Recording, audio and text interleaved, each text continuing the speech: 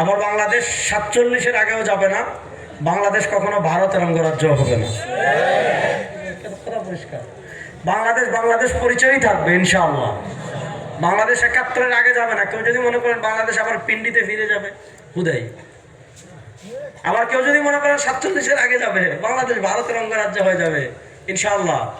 এই বাংলাদেশ এমন একটা প্রজন্ম তৈরি হয়েছে যাদের রাজনৈতিক পরিচয় ভিন্ন ভিন্ন। এটা গণতান্ত্রিক রাষ্ট্র, যে কোনো দল করতে পারে, কিন্তু ভারতের প্রশ্নে, মাতৃভূমির প্রশ্নে, ইসলামের প্রশ্নে, স্বাধীনতার প্রশ্নে আমরা সবাই এক। ঠিক আছে তো ইনশাআল্লাহ?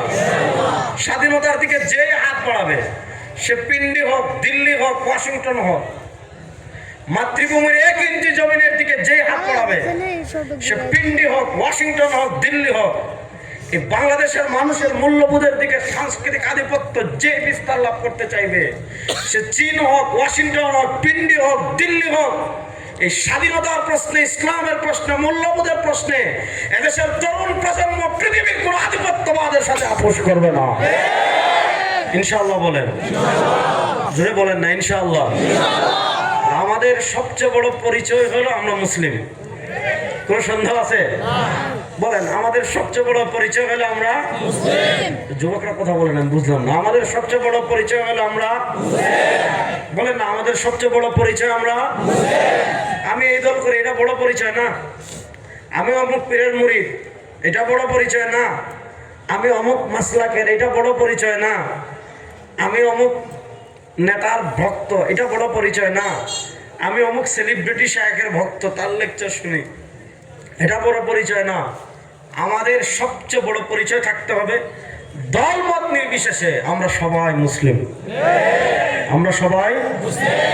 সব যুবকরা বলেন, আমরা সবাই মুসলিম। এই পরিচয় ধারণ করতে পারবো তো সবাই ইনশাআল্লাহ?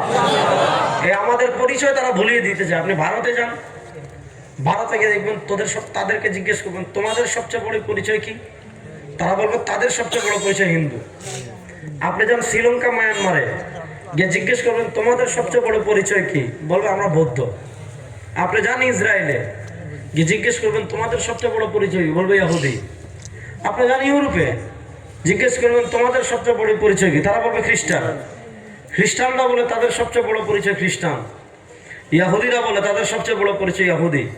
হিন্দুরা বলে তাদের সবচেয়ে বড় পরিচয় হিন্দু। বৌদ্ধরা বলে তাদের সবচেয়ে বড় পরিচয় বৌদ্ধ। শুনেন, পৃথিবীতে আমরাই সবচেয়ে বেশি সাম্প্রদায়িক সম্প্রীতিতে বিশ্বাসী। মুসলমানদের থেকে সাম্প্রদায়িক সম্প্রীতিতে বিশ্বাসী আর কেউ নাই। আমরা কি পরিমাণ সাম্প্রদায়িক সম্প্রীতিতে বিশ্বাসী, এটা তো বিশ্বের মানুষের কাছে আমরা নজির